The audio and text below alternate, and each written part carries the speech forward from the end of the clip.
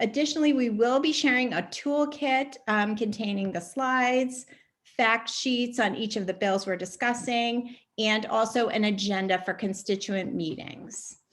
We are so pleased to welcome special guests this evening. We have Veronica Castro from the Illinois Coalition for Immigrant and Refugee Rights, ICIRR. We have Kim Reed from the League of Women Voters of Illinois. We have Laura Rotolo from ACLU of Massachusetts. We have Andrea Schmidt from Pioneer Valley Workers Center, and Zaida Ortiz, who is a community advocate. We thank all of you for your hard work on immigrants' rights bills. We're so grateful for all of you and for our partnership working in coalition together to protect immigrants' rights in Massachusetts. So our goals for tonight, we're going to be sharing why we need to pass 3 bills in Massachusetts to help protect immigrants' rights. Those are the Safe Communities Act, the Work and Family Mobility Act, and the Fairness for Farmworkers Act. We're going to learn effective strategies from our colleagues in Illinois, and we're going to outline ways to take action here in Massachusetts. So to ground us in our work this evening, I want to state that the League of Women Voters stands with immigrants and our partners in the immigrants' rights community. First, we'll hear from panelists working closely on the 3 bills we mentioned, and then we'll learn from our partners from Illinois who will share their success story. So first, let's turn to Zaida, Laura, and Andrea. I'll go ahead and spotlight you.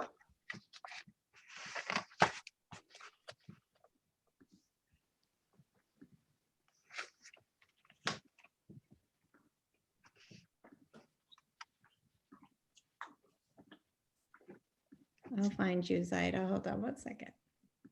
I'm always at the end. Sorry about that. There we go. Thank you. Great. Thank you so much. Welcome, everyone. So Zaida, let's start with you. Why is the Safe Communities Act important to immigrants' rights? And what are the positive effects the bill would have on the community? Thanks for having me today, Jennifer, and I appreciate all the work that you guys do at the League of Women Voters. You know, as a child of immigrants, especially a child of Mexican immigrants, the way this country works was something that was very important. My grandparents came here as political refugees. And so the Constitution was something that was always really important and taught to me early on. And the key thing for me that makes me want to fight for the Safe Communities Acts is ensuring due process. The Fourth Amendment to me is one of the greatest things about this country. And it's one of the things that I think that we need to work on across all sorts of other marginalized communities to ensure that we have access to. So, you know, it sounds very dramatic and patriotic, but it really is one of the reasons why. We need to just, you know, protect basic rights. And unfortunately, we don't extend rights to everyone. And so it would also make sure that rights such as the Miranda laws, people would know what their rights are, that they have a right to an attorney, and just ensure that they get their due process. It would also, you know, make sure that police wouldn't allow, you know, to ask about their rights and what, you know, what their status is when they're being pulled over. And, you know, and the key thing that I think has the most teeth in it is that we're not working with the federal government and with ICE, that we're not collaborating in this racist policy of 287G agreements. And again, it also kind of intersects with my work with police reform things, where we would also be educating our police force in what they should and shouldn't be doing when they're pulling people over. And I think this helps people of color across the board by doing this kind of work. This will be my, I think, 4th cycle. I'm not sure, Laura, how long have we been doing this? We've been doing this for a while. You've been doing this for longer than I have. Yeah. Yeah. 5th, yeah. So this is my 4th cycle. I missed the first one, but this is my 4th cycle doing this work. And, I got involved because of, the Trump administration getting, coming basically for immigrants. But until we have real equity, I just don't see how we can not work on this, do this work. And so, this is why it's important to me to work on this, and why I'm committed to trying to get this bill passed. Thanks.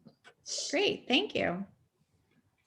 Laura, could you talk about the Work and Family Mobility Act and how this would help immigrants in Massachusetts and why it's so important? Sure, thank you. And thank you so much for having me tonight. And thank you all for being here to listen to what we all think are really, really important bills. It's great to have you behind these bills and listening. So the Work and Family Mobility Act, also called the Driver's License Bill or the Driving Families Forward Coalition Bill, is really simple. It's about allowing people to obtain a driver's license regardless of their immigration status. It's just that simple, but it is so essential.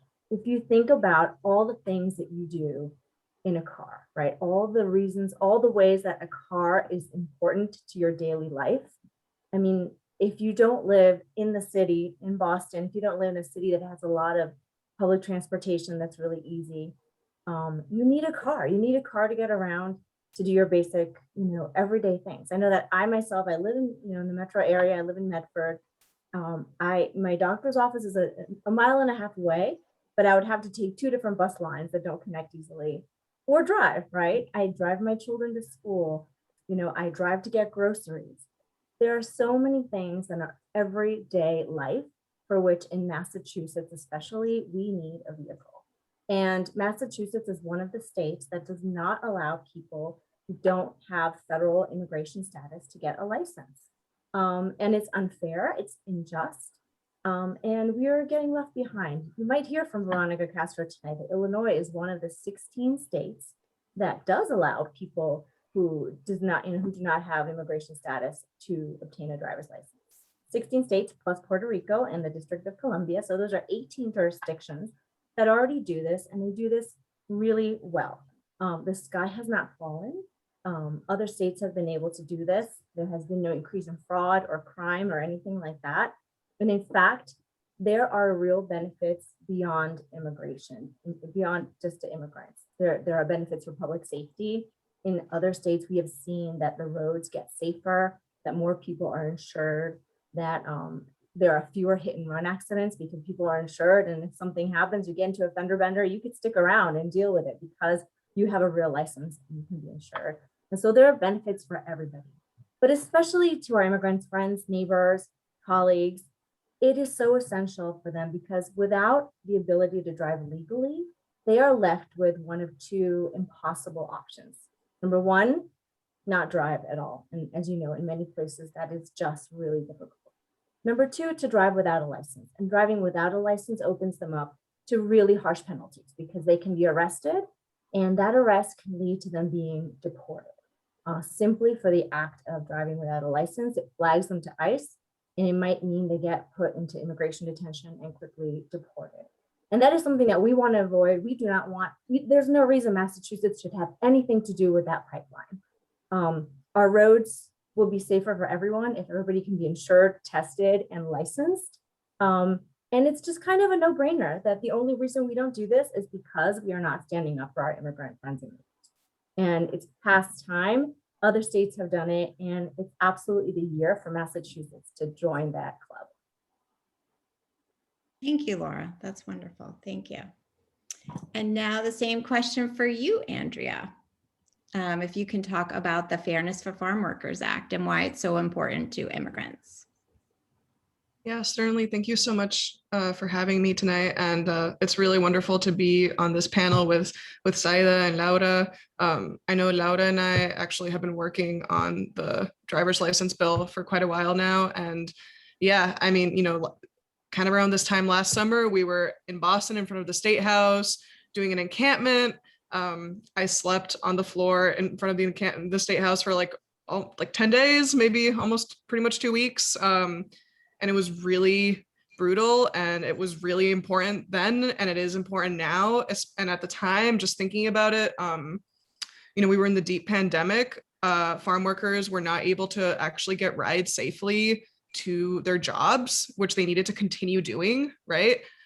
Because they didn't have a license, they couldn't drive themselves. And so folks were getting sick because they were having to share vehicles. And so, this is just like a very simple way that these two issues actually deeply intersect, because so many farm workers out here in Western Massachusetts, where we are at the Workers Center, and across the state and really all over the country, are immigrants. And a large chunk of them are also undocumented immigrants. And so that kind of just, sorry, I'm thinking the segue into tying us into the Fairness for Farm Workers bill is really that, I guess to open, how many of you know actually you can't talk to me right now because we're in the panel, but I'm going to just ask a question, which is that, do folks know here what the federal minimum wage is for farm workers? Thank you, Laura, just giving me something. Well, some of you may know, some of you may not know. This would be a call and response moment if I could interact with you folks. But the federal minimum wage for farm workers at the state level, oh yeah, right, the chat box. Thank you, Sila, is $7.25 an hour. So if you're a farm worker anywhere in the country, your boss could pay you $7.25 an hour and they would not be breaking the law. It would be great. It would be fine. In Massachusetts, the minimum wage for any worker except for farm workers, domestic workers, and tipped workers is $13.50. But farm workers, along with the other folks that I mentioned, are exempted from that. When we think of farm work, right? What are we doing? We're growing food. We're growing the things that we need in order to survive. It's the kind of labor that has to continue in the face of a pandemic, right? It had to continue. It kept us alive.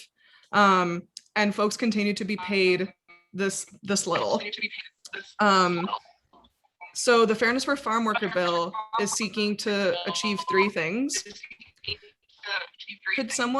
I could hear like an echo. Sorry, if someone could mute themselves. Thank you. Appreciate it. The Fairness for Farm Worker bill seeks to achieve three things. The first one is to abolish the sub-minimum wage for farm workers in Massachusetts. So what that would mean is that if you're a farm worker, you would actually be, your employer would be obligated to pay the $13.50. And what would eventually, every year the minimum wage is going up until we get to 15, they would have to comply with that. So that's the first piece.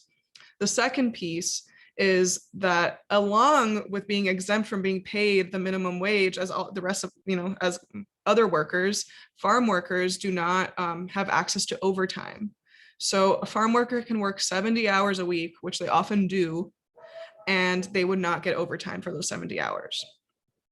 However, where we're at right now in terms of negotiating this is that, what the bill is advocating for is not for overtime to kick in after 40, it would be after 55 hours. And the reasoning behind that is that a lot of farms really are, especially out here in Western Massachusetts, where the majority of our bases are small farms. Their profit margins are not large. At the same time, right, we acknowledge that their workers deserve better, right? And certainly the employers are making far more than the workers are. And as the folks that are producing the wealth of their business and really the wealth of so much of what we're able to enjoy here, right? The starting point after talking with a lot of farm workers around what they would be comfortable with around here was 55 hours. New York State passed a bill last year with it's actually a pretty similar bill around overtime. It kicks and I believe it kicks in at 55 or 60 hours, and they're already working towards lowering that. But it's an important way, right, to start the conversation and get this kind of reform going.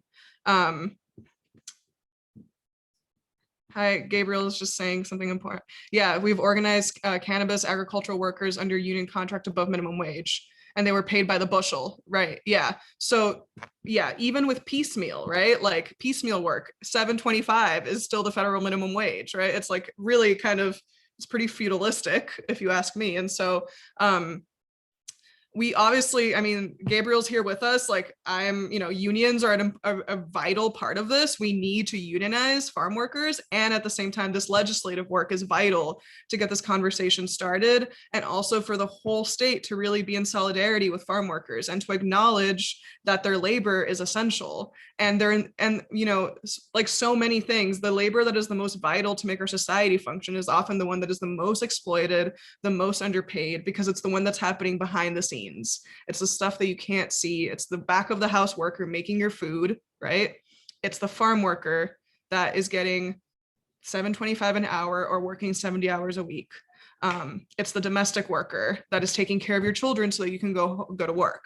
And so why is this important to immigrants? We know, right? So many folks in our communities who are doing this essential work are immigrants. And so we are, in the process of kicking off this campaign to pass this bill. A little bit about the worker centers. We're based in Western Massachusetts, and just for context, to just indicate how important of an issue this is to the immigrant community, every bill and any kind of pretty much any piece campaign that the Worker Center takes on is decided upon by its membership, the majority of whom are low-wage workers who are immigrants. And every year they vote on the priorities of what they want those bills to be, what they want those campaigns to be. And when we had our last vote, which was a little bit over a year ago before the pandemic, the priorities were three things. Number one, driver's licenses. Number two, farm workers, overtime for farm workers. And number three was having the organization actually support the incubation of cooperatives. So that's something that we're working on separately, but just so you have a context, right, of how important it is for folks to have fair wages.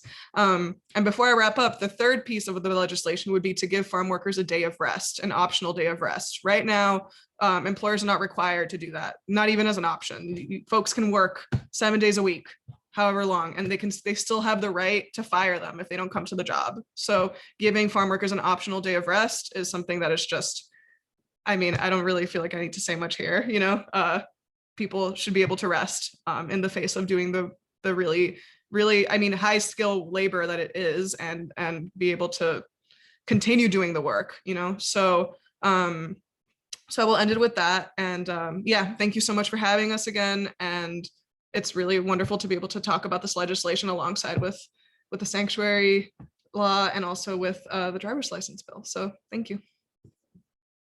Thank you, Andrea.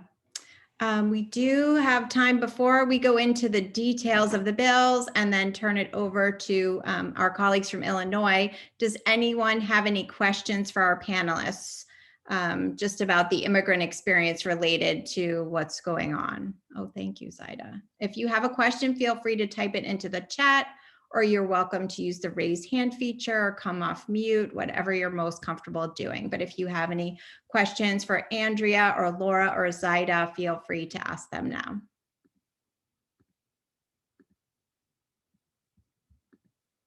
And if they are unable to stick around, I'm sure they'll put their contact info in the chat and you're welcome to contact them. Great, thank you. Thank you.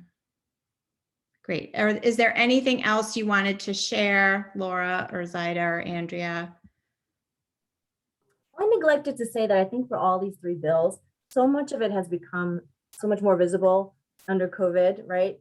Like if you didn't already know that so many of our essential workers are immigrants, you should know that now, right? Like, I think we all know that now, and we've all seen the disproportionate impact that COVID had on immigrant communities. And a lot of that was because so many of them are essential workers. So, like Andrew said and Zaida said, it's really time for us to step up and protect our immigrant friends and neighbors. Great, thank you so much. Also, Laura, I just want to shout out that you're still having a hearing too. Isn't that still happening? Yes. Sorry. That's right. I think Jennifer is going to talk about that, right? We have a very exciting day coming up. Yes, it's exciting. On Wednesday. Yes, so on Wednesday afternoon from 2 to 4, the Work and Family Mobility Act will have a public hearing. It is online. We can share how you can sign up for a watch party and how to submit testimony, but we can definitely share those details. Thank you. Thank you all.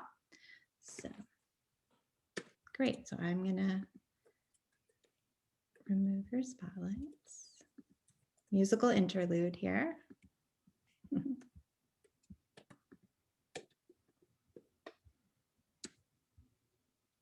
Great, thank you. And now I was just going to share some slides just on the basics of those three bills that we were discussing before we turn it over to our colleagues from Illinois.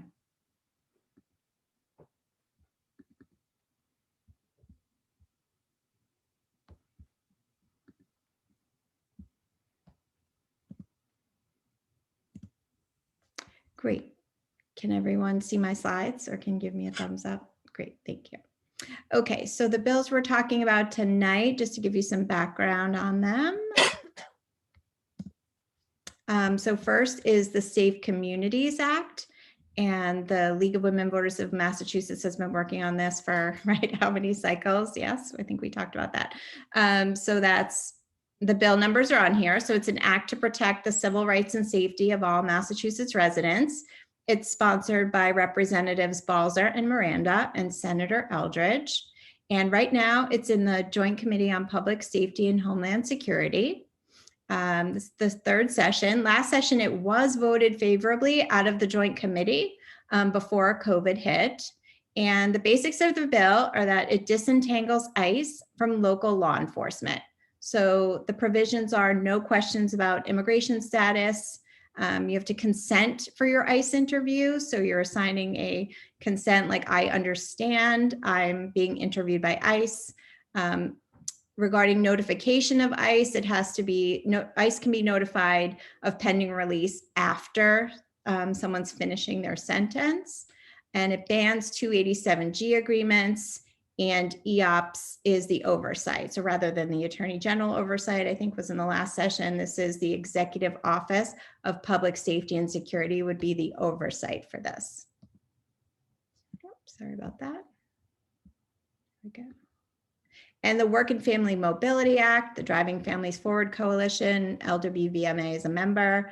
It's an act relative to work and family mobility during and subsequent to the COVID-19 emergency, sponsored by Representatives Barber and Farley Bouvier and Senator Creighton. It's in the Transportation Committee, and it enables all qualified state residents to apply for a standard Massachusetts driver's license, regardless of status, while keeping the Commonwealth in full compliance with Real ID requirements. And as Laura stated, 16 states, DC and Puerto Rico already offer driver's licenses for all. And then the Fairness for Farm Workers is an act establishing fairness for agricultural laborers, sponsored by Representative Gonzalez and Senator Gomez. And it's in the Committee on Labor and Workforce Development. And as Andrea shared, we want to make sure that farm workers earn the Massachusetts minimum wage of $13.50, time and a half after 55 hours, and a day of rest. And then I'll come back. I'll stop my share for now. So those are just the basics of the bills, and we'll get into more strategy after we hear from our colleagues in Illinois. So let me spotlight Veronica and Kim.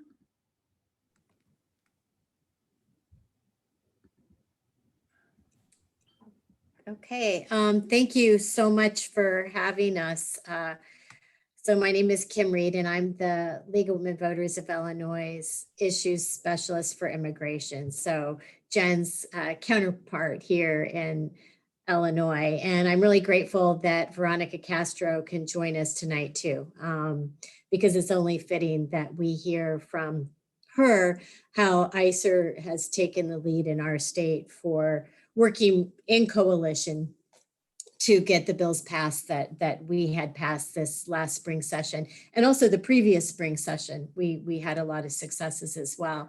And so I'm going to start with what the league brings to the table. And I know a lot of you already know this, and I can hear that just listening to your the partners that you are working with to try to get these important bills passed in your state.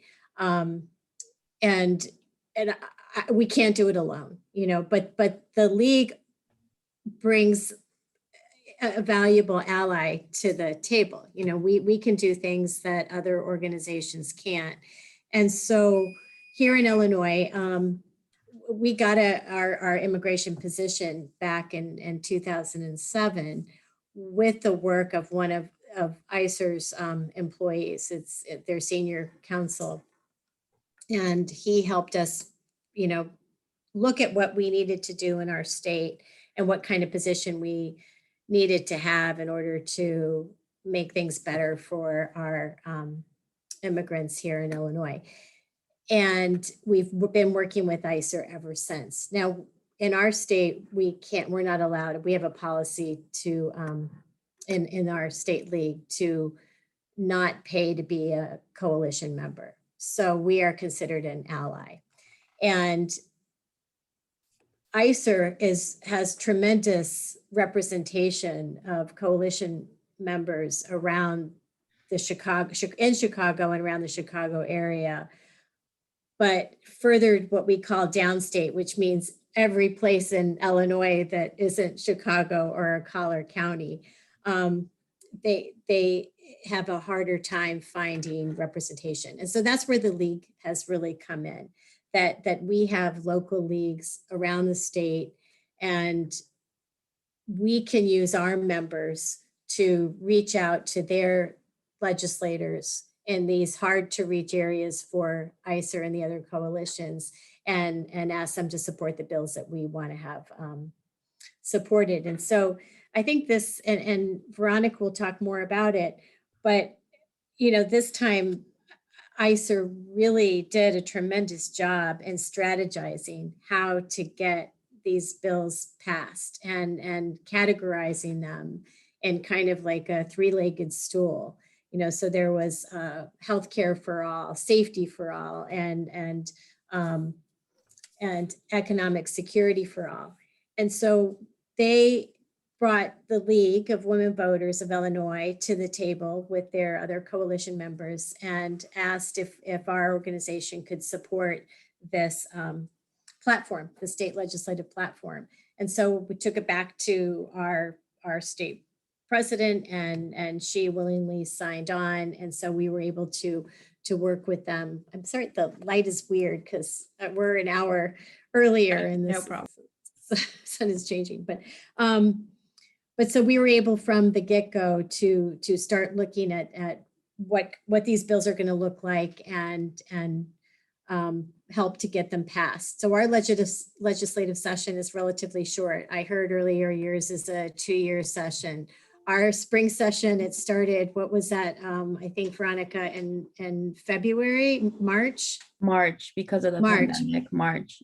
Yeah, and ended the end of May 31st, May. I think was the last day. So we had a really short time frame once things got started. And so we worked with ICER, and we met. I asked some of our local presidents if they would be willing to contact specific targeted legislators, and individually, but also sometimes meeting in a group of coalition members. And this was all done by phone or Zoom. And we were able to get commitments as a result of legislators who, not only the sponsors, but others who would co-sponsor or at least agree to vote for these bills. And it was just a really wonderful partnership to see that because of having this strategy, we were able to know ahead of time that we would be able to get these bills passed or close to it. And I'm going to turn it over to Veronica to talk more about what the actual platform was and the strategy behind it. But I do want to add that one of the things that is so key, and what you're trying to do, is to separate your local police from working with ICE. And this has been a long process for us as well. We had already passed the Trust Act, which ended a lot of cooperation, but there were some holes. And so this last bill that we passed, the Illinois Way Forward, kind of plugged in those holes. And we're now going to see, as soon as the governor signs this bill, that we're going to have ICE pretty much out of our state. So Veronica. Thank you so much. Thank you so much, Kim. So I I'm going to start with first talking about Illinois Way Forward and the roots that it has in it. And I have some slides to just work through quickly. Before I go to the slides, I just wanted to talk a little bit about ICER and how we work. As Kim mentioned, we're a coalition, and so we're made up of over 100 pro-immigrant organizations throughout the state, and heavily concentrated within Chicago and the Collier counties for sure. Which is exactly what Kim said. It was pivotal that we had folks that were real allies in being able to move elected officials that where we did not have an organization that we were working with. So many parts of our state, like outside of Chicago, it is a red state. So it's like, it is very different here. Chicago really holds it down in terms of being progressive, and we really rely on that. So anything outside of that, where we have any kind of base to talk with the elected officials, is critical to moving anything. So I just wanted to like put that out there first. Jennifer, would you help me with the slides? Oh, sure. I appreciate it. And so I really appreciate being here to be able to talk about the Illinois Way Forward. And I was having some tech difficulties, so Jennifer's helping me out here by sharing the slides.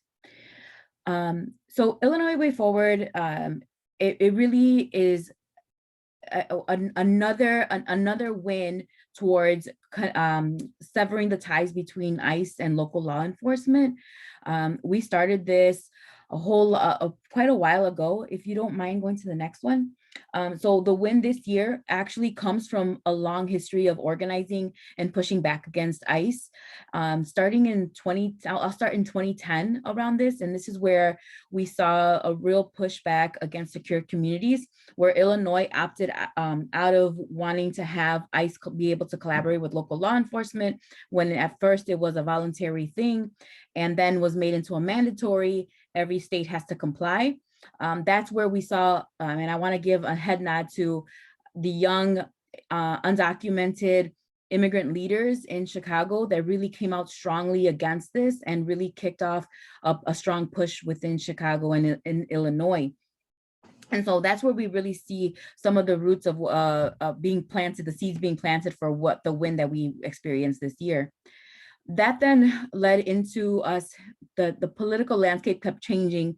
And in 2017, we were actually able to pass the Trust Act, which Kim mentioned, which was like the first big piece of legislation that was meant to really sever permanently those ties, right? It was started as a 90-page bill, and what ended up passing was actually 4 pages. And part of why that happened was because the politics at the time didn't allow for us to be able to pass the bill that we wanted, and it's in that form. And what we said was, you know what, instead of trying to compromise the bill in a way that might do more harm, we're going to pass what we can of the pieces of it. And then over the next several years, we're going to just work to get the rest of it through. And so that's what we did. After the Trust Act, the initial Trust Act passed in 2017, we passed something called the Voices Act, which allowed for, it made it illegal for local sheriffs to deny giving certification for people to apply for U visas. Then we also pushed for no Muslim registry and ending of 287G, among other smaller bills that just accumulated, right? And that's what really then gave us the foundation to get to the point where we are now, which is pushing for the Illinois Way Forward Act. And then we named it the Illinois Way Forward Act because last year, what we saw, just one second and I'll get there.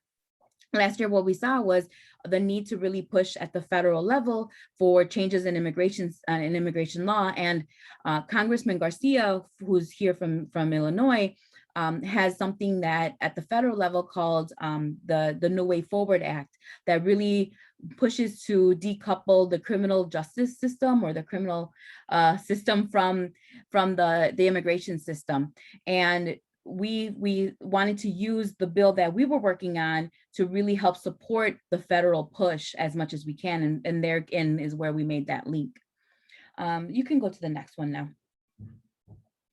So then how did we do that? Well, we, over the years, building up information of like how we want to push and change laws in Illinois, we came up with an inside-outside strategy, and essentially saying like, we knew that we needed to be able to connect with elected officials to really feel ownership over this bill and create a broad support system, right? We know that we have a governor that has been really friendly to our policies, and so we wanted to use that to our advantage. What we have learned from previous years, though, is not only being beholden to having a to only relying on elected officials and promises by any kind of political person, because what that leaves us with, if we don't have an outside strategy, then they can out-compromise our bills, they can change things on us, which they've done, and then we don't have any way of really holding them accountable. So we made sure that we also had a very strong outside strategy. And so what you see here is a little bit of how we laid that out. We laid out our goals of how many votes we needed to move. There were tactics that we were going to use in terms of making calls, setting up meetings, organizing other organizations to talk to elected officials. That was on the inside. And then on the outside, engaging our leadership, ramping up public pressure, creating Zoom links. The pandemic really changed the way in which we were going to engage with anybody and everybody. And so we had to get really creative really fast. And that's where we started coming up with virtual lobby days.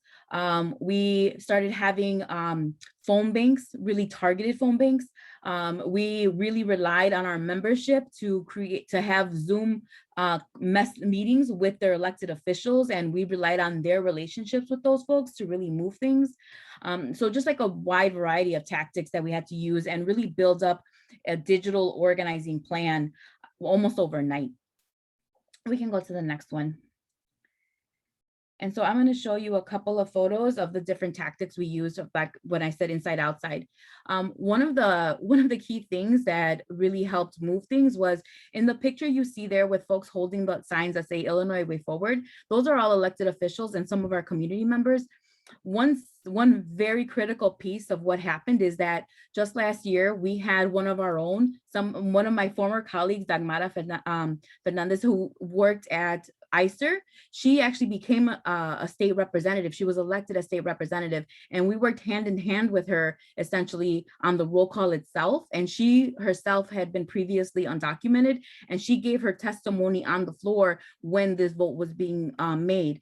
And it was incredibly powerful to see this person go from being a community leader and into a decision-making role herself, and able to influence the rest of the House of Representatives. And it was a moment. As part of that, we had other things happening. McHenry County, Illinois, which is notoriously known for being one of the not nicest, very anti-immigrant areas. There was a coalition pushing to end the ICE contract for that county. And it actually served as an opportunity for us to be part of that campaign, support that campaign. It wasn't successful. The county board ultimately voted to keep the contract. But what did happen was because it came only a couple of weeks before the vote for Illinois Way Forward, we were able to use that as a springboard. And then we were able to come back and say, well, you didn't pass it at the county level, so we just took care of it at the state level to make sure it can't happen again. And then over there, you'll also see there were some banner drops that happened throughout the city in certain areas in order to make a very public push for what people wanted. And then I'll just go to one more, just touch on quickly, like here are the ways that we also just like made asks of partners and memberships of like specific ways that they could take action with us on days and times. And if you could go to the next one. And just like what Kim had mentioned, we had a fuller state platform that we were working off of. And here are the priorities that we had stated and the status that they were at and what we were trying to do. And if you can go to the next one, please. So it was those three and then these other two, all of them relating back to some way, making sure that healthcare, economic security, and pro-immigrant laws were being passed as our full platform. So I'll stop there. I'm sorry if I took too much time, and hopefully that was that worked for folks. Wow, that's amazing, Veronica and Kim. Thank you so much. That is amazing. We applaud you. We're giving you a standing ovation. Everyone snaps for Veronica and Kim and all the hard work that went into that. Does anyone have any questions for Veronica and Kim? Please feel free to type them into the chat or feel free to use the raise hand feature. Any strategy questions for them? Kim, I'll kick things off here. How responsive were your local leagues to having meetings with their legislators? You know, it varied, and I'm sure you find the same in Massachusetts. But I probably had more people willing to do it than not.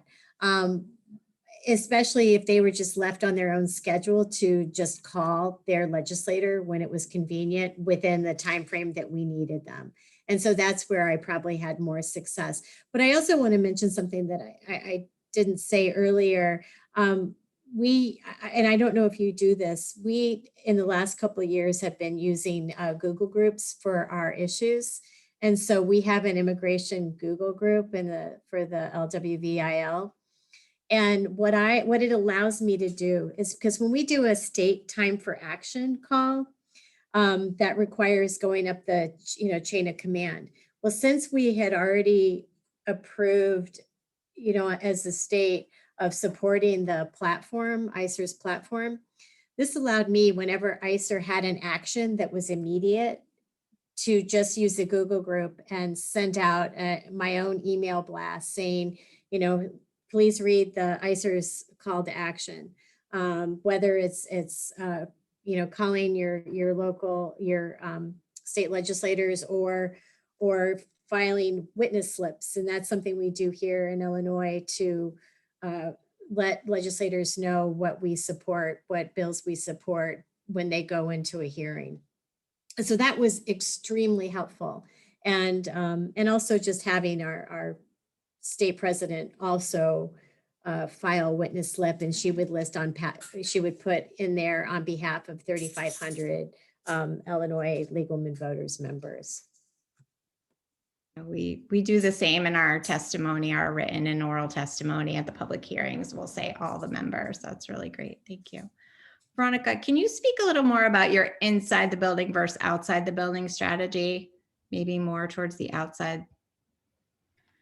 The outside? Sure. Yeah. So for the outside, it's where how we mobilized our membership, and because so much was virtual, all of it really had to happen online initially. As people got more comfortable, though, we were starting to be able to have in-person actions, and so a couple of things happened. We created spaces for folks to engage digitally. So whether it's through phone banks from home, taking digital action by signing petitions, spreading petitions, just sharing awareness for those folks that wanted to engage in that way. And then another way was for folks that wanted to have meetings with elected officials and really lobby those elected officials in favor of the bill. And again, this is where the League of Women Voters and Kim really came in critical and essential for this to happen, because we didn't have a base of folks in every single area. And for many of those areas, we were doing cold calling, but having partnerships and allies that already had a base established and were pro-immigrant to be able to speak from from the constituency that the elected official is from was really what put us over the top. And then the third way was creating in-person events when folks were feeling a little bit more comfortable, whether it was smaller actions like doing banner drops or seeing folks get together to rally outside of certain elected officials' offices, or just visiting them. And then in those last couple of weeks leading up to the end of session, it was just having presence in Springfield, like being there, being able to be very visible with our signage and talking to elected officials wherever we could. We couldn't actually go into the buildings anymore because of the restrictions, but we were able to be outside and catching folks as they went by. So our community members also went down there to talk to folks. Amazing, thank you. Does anyone have any questions for Veronica or Kim? If you want to type them into the chat, or feel free to come off mute and ask your question.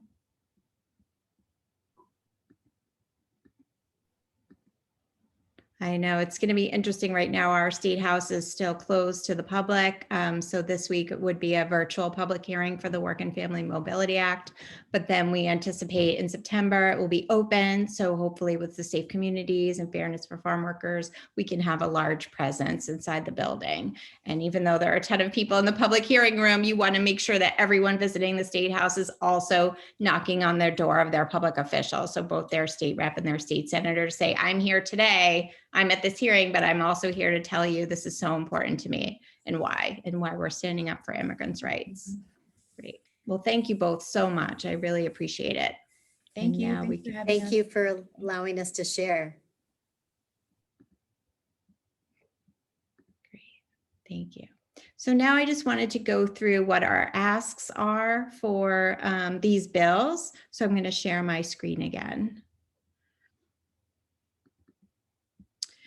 So for each of the bills, we know that they're in committee, and the Work and Family Mobility Act will be having a hearing this week. So each one is in somewhat of a different stage. So for the Safe Communities Act, when we're talking to our legislators, and what we're going to do, I'm going to provide you with an agenda for constituent meetings or a script when you email or call them. Hopefully you'll request a constituent meeting with your local league. That would be amazing. So just get a couple of constituents to make an appointment, and we are happy to help you with that as well. Like if you need any assistance, I'm here to help you, and I'll send my contact information also.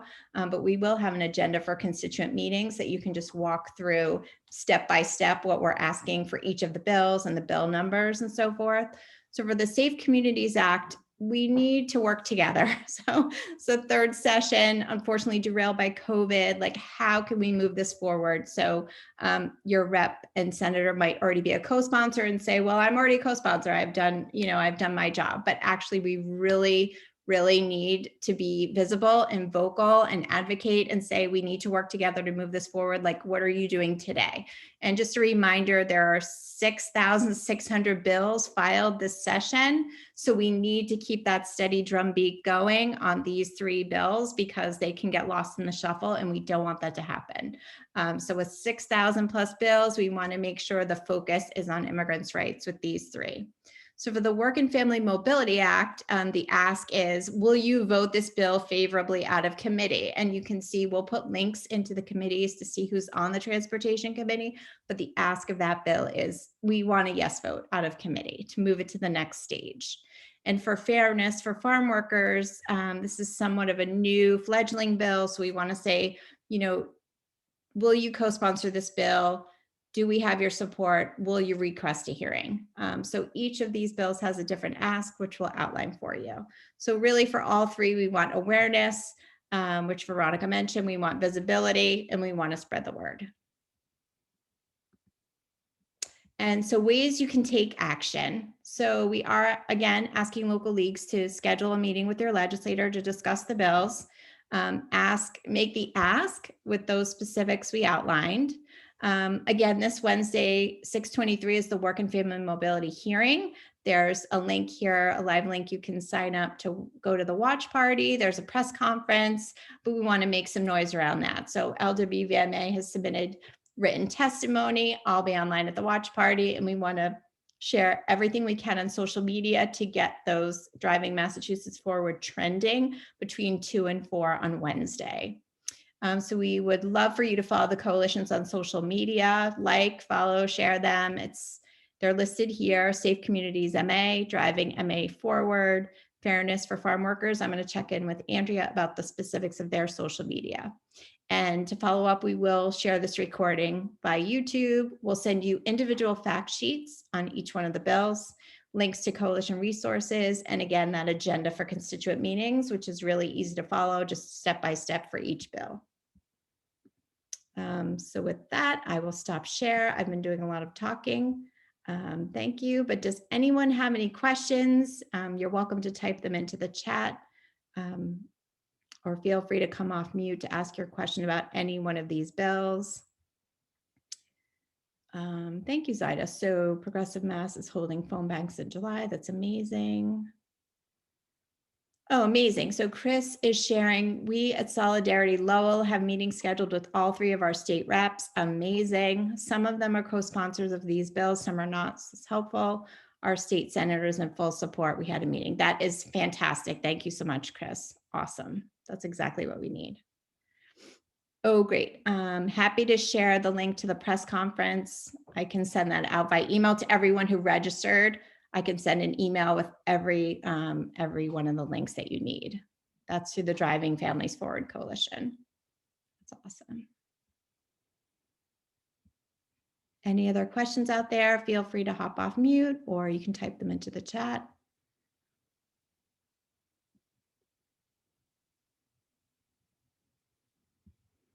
Great. We really want to thank all of our panelists for all of your time, all your work. We know how hard you're working. We really appreciate you. So thank you, Kim Reed, Veronica Castro. Thank you so much, Kim. Thank you to Laura Rotolo, Andrea Schmidt, Zaida Ortiz. Thank you.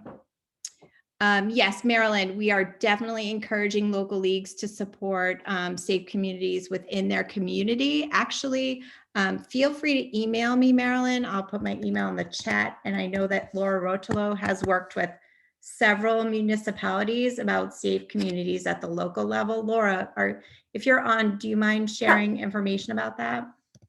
Sure, yeah, absolutely. There are several dozen municipalities in Massachusetts that have passed their own versions of the Safe Communities Act, and that goes anywhere between you know, a local ordinance to a resolution, all over the Commonwealth, actually. And they're really, really important.